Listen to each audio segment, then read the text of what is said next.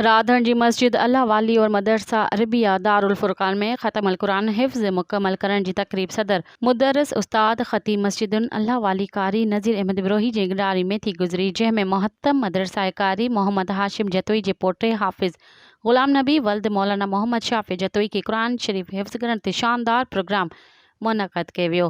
तकरीब में मेहमान ख़ास मौलाना मसूद अहमद पंवर अमीर जे UI तालका मेहड़ ख़ुसूसी शिरकत कई। इन मौके ते मौलाना मोहम्मद शाफ़ी और मौलाना मसूद अहमद पंवर ख़िताब कंदे फरमायो, जे कुरान जी 30 सिपारनि खे पंहिंजे मन में सांढे यादि कयो, रब करीम जो वाइदो आहे त उन कुरान जे सदके उनखे कॾहिं बि बाह में न विझंदो। कोशिश कयो त पंहिंजे ॿारनि खे दीनी तालीम पढ़ाए। इन मौके ते उस्ताद कारी मुनीर अहमद मंगी, उस्ताद कारी सैफुल्ला जतोई, उस्ताद मोहम्मद शफ़ी जतोई समेत कसीर तादाद में दुकानदारनि शहरनि शिरकत करे हाफ़िज़ कुरान ग़ुलाम नबी जतोई ऐं संदसि उस्ताद कारी नज़ीर अहमद बिरोही ऐं सहाफ़ी भाइरनि खे पिणु नोटनि जा हार पाराए मुबारक पेश कई।